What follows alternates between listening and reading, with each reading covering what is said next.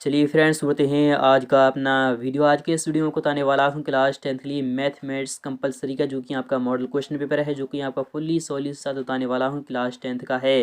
तो यदि आप क्लास 10th के छात्र हो और दे रहे हो 2022 में बिहार बोर्ड एग्जाम 2022 का, तो एक बार वीडियो को अंत तक जरूर देख लेना, क्योंकि आपको मॉडल क्वेश्चन पेपर यानी कि आपको ऑल क्वेश्चन बताने वाला हूँ। 100/100 में आपको क्वेश्चन बताऊंगा।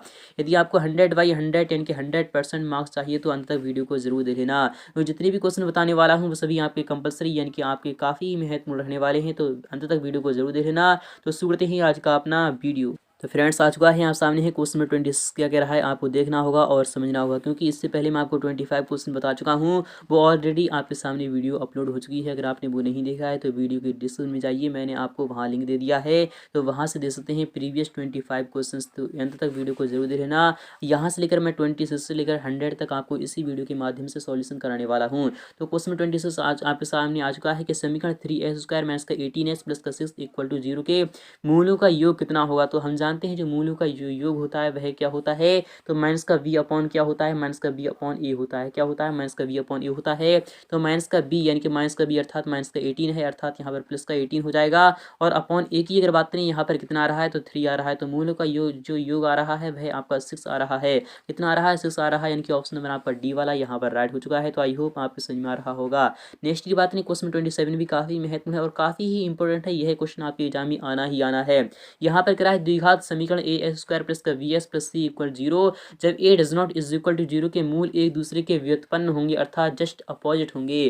तो यदि यदि क्या हो जाए, a के स्थान पर c आ जाए और c के स्थान पर a आ जाए, यानी कि a इक्वल c और c इक्वल a, यानी कि ऑप्शन नंबर आपका बी वाला यहाँ पर राइट हो जाएगा। तो आई होप आपको समझ में आ रहा होगा।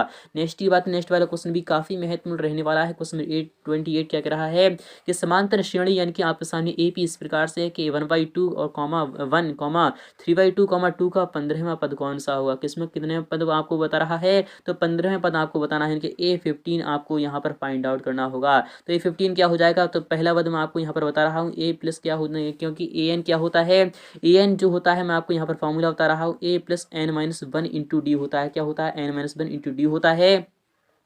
जैसा कि आपको यहाँ पर कितना दिखा रहा है, इनके A15 में बता दिखा रहा है, तो आपको यहाँ पर A के स्थान पर आपको पहले यानी कि A की A 1/2 रख देना है। फिर उसके बाद n के स्थान पर आपको 15 रखना है। उसके बाद माइनस का 1 रख देना है इंटू डी के। अगर यहाँ पर बात करें तो 1 में से जब आपका 1/2 जाएगा तो आपको यहाँ पर 1/2 ही बचने वाला है। तो आपका किस तरीके से सॉल्यूशन आ रहा है तो मैं आपको यहाँ पर बता रहा हूँ। तो 1/2 आपका यहाँ पर आ चुका है और फिर उसके बाद 14 है, तो 14 को जब हम यानी कि 2 से जो काटते हैं तो आपका कितना आ चुका है, तो 7 आ चुका है। तो आपका कितना आ जाएगा, तो 2 यहाँ पर बचा है और यहाँ पर 7 दूनी 14, एक 15/2 यहाँ पर आंसर आ जाएगा। कितना आ जाएगा, तो 15/2, यानी कि ऑप्शन नंबर आपका बी वाला यहाँ पर राइट हो चुका है। तो आई होप आप समझ में आ रहा होगा। उसमें 29 की बात करें, यहाँ पर क्या है, निम्नलिखित में से कौन सा समांतर श्रेणी में नहीं है। क्या 5 यानी कि 5 4 1/2 और 4 यहाँ पर, और यहाँ पर कॉमा है 3 1/2 के यह समांतर श्रेणी में नहीं है, फिर ये नहीं है, फिर ये नहीं है, फिर ये नहीं है। तो मैं आपको यहाँ पर बता चलूँ इसमें से कौन सा समांतर श्रेणी में नहीं होगा। तो यहाँ पर आपको सिंपली क्या करना है, तो v में से आपको क्या करना है, एक को आपको यहाँ पर लेस कर देना है। क्या कर देना है, आपको यहाँ पर लेस कर देना है। तो आप यहाँ पर कर लीजिएगा। तो यानी कि 4 अपॉन यहाँ पर कितना आता है, यानी कि 4 यानी कि यहाँ पर कितना है, 2 चौक 8 9/2 9/2 में से जब आपका कितना जाएगा तो आपका यहाँ पर 5 जाएगा, तो आपका कितना बचेगा, तो आपको यहाँ पर बता रहा हूँ 2 बचा है। यहाँ पर 9 में से इनकी 10 यहाँ पर माइनस का 1 कितना आ रहा है, माइनस का 1/2 आ रहा है। तो माइनस का 1/2 है, फिलहाल के पहला ही ऑप्शन आपका राइट हो जाएगा, यानी कि यह समांतर श्रेणी में नहीं है, बिल्कुल भी नहीं है यह समांतर श्रेणी के अंतर्गत। नेक्स्ट की बात, नेक्स्ट वाला क्वेश्चन क्या कर रहा है आपको देखना होगा और समझना होगा।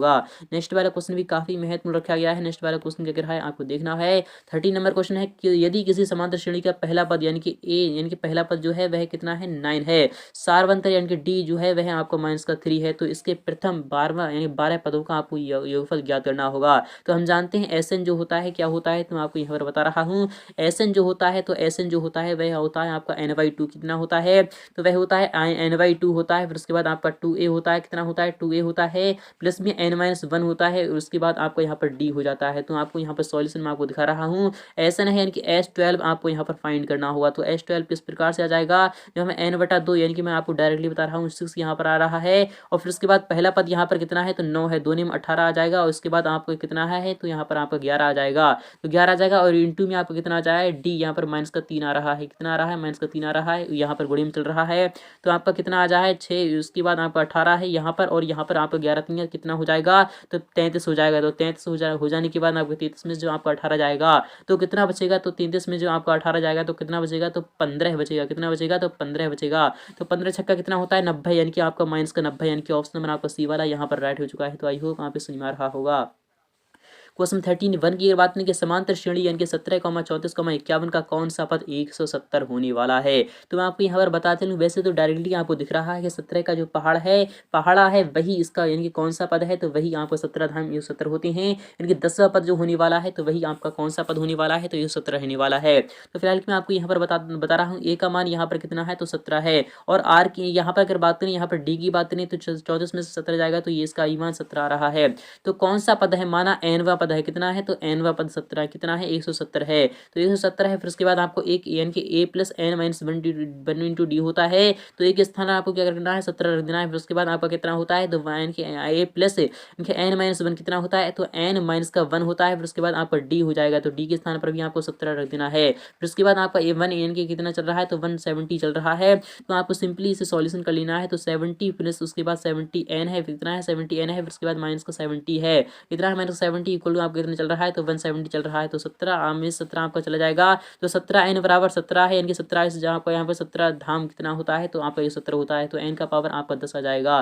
नेक्स्ट बात नहीं, यहाँ पे क्या है, समांतर श्रेणी 51, 48, यानी 45, रेडियस के 6 में पदों की संख्या कितनी होगी। तो आपको सिंपली यहाँ पर पदों की संख्या याद करना है। वैसे तो मैं आपको यहाँ पर सिंपली इस प्रकार से बता रहा हूँ, यहाँ पर कौन कितने यानी कितना अंतर कितना आ रहा है, तो यहाँ पर 3 का अंतर आ रहा है, अर्थात 3 की यानी कि 17 यहाँ होता है। तो आपको यहाँ पर 17 अर्थात यहाँ पर कितने आ रहा है, तो आपको यहाँ पर बता रहा हूँ, यहाँ पर आपके 16 पद आ रहे हैं। कितने पद आ रहे हैं, 16 पद आ रहे हैं। फिलहाल कि आपको सॉल्यूशन कर लेना होगा। ए का मान आपको यहाँ पर कितना है, तो 51 है। फिर उसके बाद आपका यहाँ पर आपको कितना, डी का मान जो है वह माइनस का 3 आ रहा है। तो ये सॉल्यूशन कर लेना है, तो आपका 16 आ जाएगा आंसर निकलकर। मैंने आपको डायरेक्टली बता दिया है। क्वेश्चन 33 की बात करें, यहाँ पर 0,50 के बीच विषम संख्याओं की संख्या कितनी हो जाएगी। तो 0,50 है, तो इसमें विषम संख्याएं कौन सी हैं, तो 1 होगी। फिर उसके बाद आपकी यहाँ पर 3 हो जाएगी। फिर उसके बाद आपकी कितनी हो जाएगी, तो संख्या कितनी है, तो 50 है। तो इसमें विषम संख्या कितनी हो जाएंगी, तो आपको यहाँ पर बता दे रहा हूँ, आधा कर दीजिए, यानी कि 25, यानी कि ऑप्शन में आपका पहला वाला आ जाएगा। क्वेश्चन 34 की बात करें कि समकोण ट्राइंगल एबीसी में एंगल वी जो है वह 90 डिग्री है। एबी जो है वह अंडर रूट 15 सेंटीमीटर है। बीसी जो है 1 सेंटीमीटर है। एसी जो है वह 4 सेंटीमीटर है। तो tan ए बराबर कितना हो जाएगा। तो आपको यहाँ पर बताते चलूँ, तो एंगल वी है जो इसके आपको यहाँ पर यानी इस डायग्राम के माध्यम से समझ सकते हैं। तो ए वी कितना है, तो ए वी है, और इसके बाद आपका सी है यहाँ पर। तो एंगल वी है वह 90 डिग्री है, अर्थात यहाँ पर क्या आ रहा है, तो मैं आपको यहाँ पर बताता हूँ, ए वी जो है वह कितना है, अंडर रूट 15 है। कितना है, अंडर रूट 15 है। उसके बाद यहाँ पर BC जो है वह 1 है। तो आपको AC जो है वह 4 सेंटीमीटर है। आप इस प्रकार से है। तो tan A जो होता है वह लंबटा आधार होता है। क्या होता है, लंबटा आधार, अर्थात 1/√15, यानी कि ऑप्शन नंबर आपका यहाँ पर सी वाला राइट हो जाएगा। तो आई होप आपको समझ में आ रहा होगा। क्वेश्चन में 35 की बात नहीं कि कॉसेक फाई इक्वल आपका के है, तो कॉज फाई का मान क्या होगा, यानी कि फाई जो है वह थीटा के स्थान पर है। तो कॉसेक फाई जो है जब वह के है, तो कॉज फाई का मान आपको फाइंड करना होगा। तो आपको यहाँ पर बताते हैं, कॉसेक जो होता है तो वह किसका उल्टा होता है। कॉसेक जो होता है वह साइन का उल्टा होता है, अर्थात साइन के आपका कितना हो जाएगा, तो 1/sin कितना हो जाएगा, तो 1/sin, यानी साइन, मैं आपको यहाँ पर फाई के पर आपको फाई नहीं बल्कि आपको थीटा लेकर बता रहा हूँ। तो 1/sin थीटा इक्वल जो है वह के इक्वल है, अर्थात के साइन थीटा इक्वल आपका कितना आ रहा है, तो के साइन थीटा आपका जो आ रहा है वह आपका कितना आ रहा है, तो वह आपका आ रहा है यहाँ पर 1 आ रहा है। तो आपका साइन थीटा जो आ रहा है वह आपका कितना आ रहा है, तो 1/k आ रहा है। कितना आ रहा है, 1/k आ रहा है, अर्थात आपको सिंपली इस प्रकार से कर देना है, 1/k आ रहा है। तो आपको यहाँ पर ये कर लेना है, ये बना लेना है, अर्थात ट्रायंगल बना लेना है। तो 1/, कितना है, तो आपको यहाँ पर 1/k आ रहा है। कितना आ रहा है, तो 1/k आ रहा है। तो लंब बटा कर्ण होता है। तो लंब कितना है आपका यहाँ पर 1 है, और कर्ण आपका कितना है, तो a यानी k है। तो आपको यहाँ पर क्या निकालना है, आपको यहाँ पर क्या निकालना है, तो सिंपली आपको क्या निकालना होगा, तो आपको यहाँ पर निकालना होगा, तो कॉज कितना निकालना है, कॉज थीटा का मान आपको फाइंड करना होगा। तो कॉज थीटा क्या होता है, आधार बटा कर्ण होता है। क्या होता है, आधार बटा कर्ण होता है। तो जब हम आधार निकालते हैं तो इसका आधार क्या निकल कर आता है, तो मान लेते हैं हम AB है, और AB और यहाँ पर C है। तो AB का स्क्वायर यानी कि जो AC का स्क्वायर जो होता है वह क्या होता है, तो AC इक्वल जो होता है वह अंडर रूट में क्या होता है, आपका यहाँ पर एक होता है, फिर उसके बाद आपका यहाँ पर ए वी स्क्वायर, अर्थात यहाँ पर ए वी का स्क्वायर जो हो जाएगा वह कितना हो जाएगा, तो ए वी आपको कितना हो जाएगा, तो आपका ए वी यहाँ पर इस प्रकार से आ चुकी है। तो ए वी का मान आपको फाइंड करना हुआ, तो यहाँ पर आपका के चल रहा है, तो उसके बाद आपका के स्क्वायर यहाँ पर आ जाएगा, और यहाँ पर 1 है, 1 के बाद आपका यहाँ पर ए वी है, तो आपका कितना आ जाएगा, तो आपका यहाँ पर आ जाएगा के स्क्वायर माइनस का 1, नहीं के स्क्वायर माइनस का 1 आ जाएगा। तो के स्क्वायर माइनस का 1 आने के बाद आपका के स्क्वायर माइनस का 1 अपॉन के, यानी कि ऑप्शन में आपका वी वाला यहाँ पर राइट हो चुका है। नेक्स्ट की बात नहीं, क्वेश्चन 36 का अगर है आपको देखना होगा कि 1 sec थीटा इक्वल आपका कितना होता है, तो यह होता है cos फाई के इक्वल, यानी कि ऑप्शन में आपका वी वाला राइट हो जाएगा। और यहाँ पर क्या है cot x into ten x equal कितना हो जाएगा, तो cot x को हम 1/10x भी लिख सकते हैं, क्या लिख सकते हैं, तो 1/10x लिख सकते हैं। तो 1/10x और 10x से 10x यानी बर्बाद हो जाएगा, यानी कि एक बचेगा, यानी कि आंसर जो आ जाएगा वह ऑप्शन मेरा पहला वाला आ चुका है। क्वेश्चन 38 की बात करें, cos फाई इक्वल 1/2 है, तो cosic फाई इक्वल का मान आपको फाइंड करना हुआ। तो cos फाई क्या होता है, तो मैं आपको यहाँ पर बता चलूँ, आधार बटा कर्ण होता है। जब आधार 1 है और कर्ण यहाँ पर 2 है, तो cosic फाई जो कितना हो जाएगा, तो आपको फाइंड करना होगा, इसका जो मान आएगा वह कितना आ जाएगा। तो cosic क्या होता है, तो 1/sin क्या होता है, 1/sin होता है। तो 1/sin को हम क्या लिख सकते हैं, तो 1/sin को मैं आपको यहाँ पर बता चलूँ, तो 1/sin इनकी लंब कितना होता है, तो कर्ण बटा लंब होता है, क्या होता है, कर्ण बटा लंब होता है। तो कर्ण आपका कितना आ रहा है यहाँ पर, तो कर्ण यहाँ पर आपका कितना है, तो कर्ण तो आपका 2 है, इनके कर्ण बटा लंब, यानी कि आपका यहाँ पर 2/√3, यानी कि ऑप्शन में आपका वी वाला राइट हो जाएगा। आई होप आपको समझ में आ रहा होगा। क्वेश्चन 39 की बात करें, यदि फाई यानी कि जो थीटा है वह 45 डिग्री है, तो सेक फाई और प्लस कॉसिक फाई का मान कितना होगा, आपको फाइंड करना होगा। तो मैं आपको यहाँ पर बताते हूँ, सेक फाई का यानी सेक फाई जो होता है वह क्या होता है, तो सेक यानी सेक 45 डिग्री की आपको वैल्यू बताना होगी। तो हम जानते हैं सेक 45 डिग्री की जो वैल्यू होती है वह √2 होती है, कितनी होती है, तो √2 होती है। तो उसके बाद अगर यहाँ पर कॉसिक की बात करें, तो cosic फाई की जो वैल्यू होती है तो वही कितनी होती है, तो वह भी √2 होती है। तो √2 को और √2 को जो हम यानी क्या करते हैं, ऐड करते हैं, तो आपका 2√2 यानी कि ऑप्शन में आपका डी वाला आ चुका है। नेक्स्ट बात यहाँ पे कह रहा है, यदि 3 यानी कि √3 tan a माइनस का 3 इक्वल 0 है, तो a का मान आपको फाइंड करना होगा। a का मान आपको फाइंड करना है, तो इस तरीके से मैं आपको यहाँ पर बता रहा हूँ।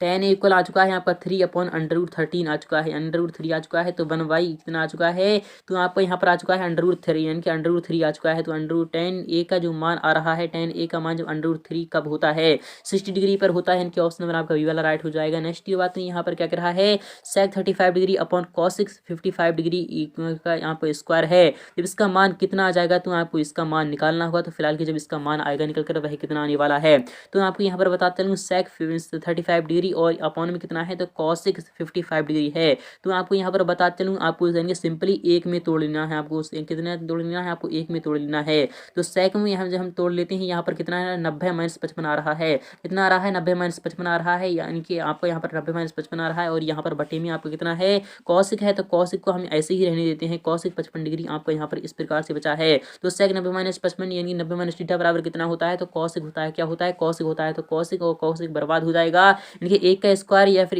कितनी भी घात लगा लीजिए, आंसर आपका 1 ही रहने वाला है। ऑप्शन में आपको सी वाला राइट हो चुका है। क्वेश्चन 42 की बात नहीं, यहाँ पर क्या कह रहा है, आपको देखना होगा और समझना होगा कि निम्नलिखित में से किसका मान सबसे अधिक होता है। cos 45 डिग्री का क्या मान सबसे अधिक होता है, तो नहीं 1/, कितना होता है, तो 1/√2 होता है। sin 0 डिग्री की वैल्यू कितनी होती है, तो 0 होती है।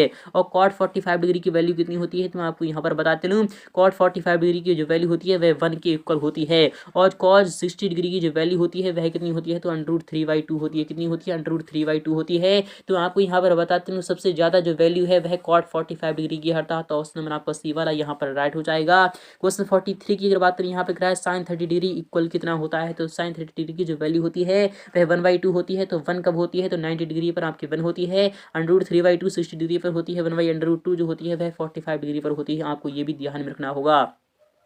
cos स्क्वायर थीटा माइनस का 1 इक्वल कितना होता है, तो हम जानते हैं cos स्क्वायर थीटा माइनस का 1 जो होता है वह किसके इक्वल आ जाएगा, तो आपको यहाँ पर बता चलूँ 1 यानी 1 cos स्क्वायर थीटा, यानी cos स्क्वायर थीटा माइनस का 1 जो होता है वह कितना होता है, तो sin स्क्वायर थीटा आपको क्या आ जाएगा, तो आपको पता होगा sin square theta plus cos square theta equal आपको कितना होता है, तो 1 होता है। तो 1 cos स्क्वायर थीटा यदि आ जाता यहाँ पर, यदि 1 cos स्क्वायर थीटा आ जाता तो आपका यहाँ पर कितना आ जाता, तो आपको यहाँ पर sin स्क्वायर थीटा आ जाता।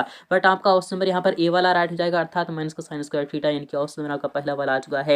क्वेश्चन 45 डिग्री की भी आप यहाँ पर बात करें 1 minus x square theta into s cot square theta equal कितना आ जाएगा, तो आपका आंसर बताना होगा। तो यहाँ पर बताते चलूँ इसका आंसर कितना आ रहा है, तो आपको यहाँ पर देखना होगा और समझना होगा। यहाँ पर एक्स से आपको यहाँ पर क्या करना है, मल्टीप्लाई कर देना है। तो एक्स की जब हम मल्टीप्लाई करते हैं तो आपको कितना आ जाएगा, तो एक्स आ जाएगा माइनस का आपका सेक स्क्वायर थीटा, और यहाँ पर आपका आ चुका है एक्स आ चुका है। तो आपको क्या करना है, इसमें आपको यहाँ पर क्या कर रहा है, तो आपको देखना होगा। सॉरी दोस्तों, यहाँ पर एक्स नहीं है बट यहाँ पर मल्टीप्लाई है, तो मल्टीप्लाई है यानी कॉट स्क्वायर जब हम मल्टीप्लाई करते हैं तो कॉट स्क्वायर कितना आ रहा है, तो कॉट स्क्वायर थीटा आ रहा है। फिर उसके बाद आपका कितना आ रहा है, one minus sec square theta आ रहा है। तो हम जानते हैं 1 minus sec square theta equal कितना होता है, तो इनके टेन स्क्वायर थीटा के इक्वल होता है। तो टेन स्क्वायर थीटा को हम क्या लिख सकते हैं, 1 बाई कॉट स्क्वायर थीटा लिख सकते हैं। तो cot square theta cot square theta बर्बाद हो जाएगा, यानी कि ऑप्शन नंबर आपका यहाँ पर भी बी आ जाएगा। या क्या आ जाएगा, ऑप्शन नंबर बी यहाँ पर राइट हो चुका है। क्वेश्चन 46 की बात करें साइन अल्फा प्लस कॉट यानी कि अल्फा इक्वल कितना हो जाएगा। तो साइन अल्फा जो होता है वह कितना होता है, तो साइन अल्फा जो होता है लंबटा कर्ण होता है। कितना होता है, लंबटा कर्ण होता है।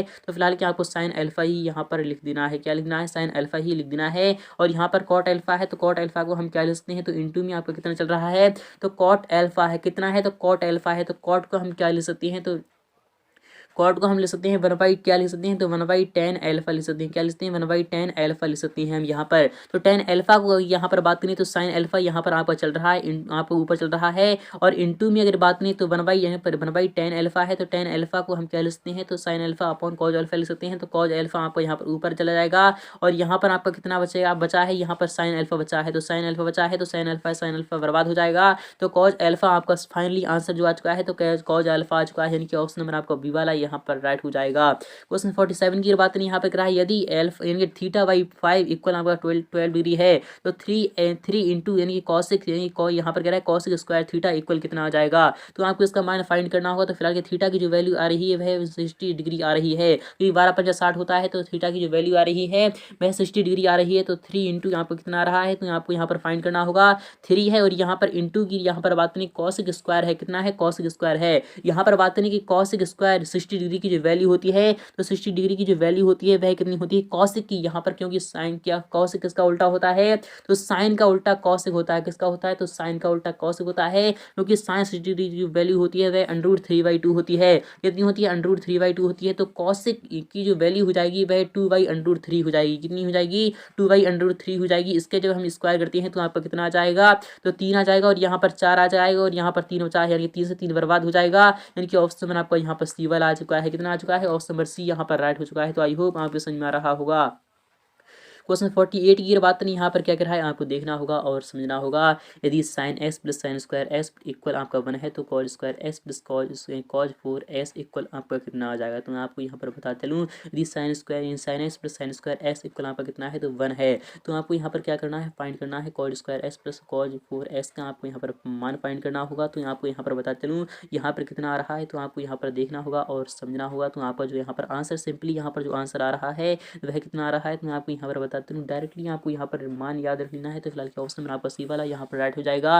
नेक्स्ट पार्ट में इसका सॉल्यूशन भी आपको फिर प्रोवाइड करा दूंगा। क्वेश्चन 49 की बात नहीं, यहाँ पर क्या करा है आपको देखना होगा और समझना होगा। निम्नलिखित में से कौन सा है जो कि cos 60 डिग्री के जो इक्वल होता है। तो cos 60 डिग्री की बात करें तो cos 60 डिग्री जो वैल्यू होती है वह 2/√3 होती है। कितनी होती है, 2/√3 होती है। क्या sec 30 डिग्री की जो वैल्यू होती है वह cos 30 डिग्री की वैल्यू यानी 60 डिग्री की वैल्यू के बराबर होती है। तो हाँ, ऑप्शन में आपका पहला वाला ही राइट हो चुका है। sin 60 डिग्री जो वैल्यू होती है वह √3/2 होती है, जस्ट अपोजिट होता है। और cot 30 डिग्री की जो वैल्यू होती है वह कितनी होती है, तो √3 होती है। तो यह भी आपका नहीं हो सकता है। tan 60 डिग्री की बात करें यह भी आपका √3 होता है। तो ये cot और 60 डिग्री और tan 60 डिग्री यह तो आपके मैच कर रहे हैं। बट ऑप्शन नंबर आपका यहाँ पर क्या जाएगा, पहला वाला ही राइट हो चुका है। क्वेश्चन 50 की बात करें यहाँ पर क्या कर रहा है, यदि cos थीटा आपका माइनस का cot थीटा है, तो s तो cos थीटा इक्वल आपका कितना आ जाएगा। तो मैं आपको यहाँ पर बता चलूँ cos थीटा की यहाँ पर मान क्या कर रहा है, तो फाइंड करना चाहता है।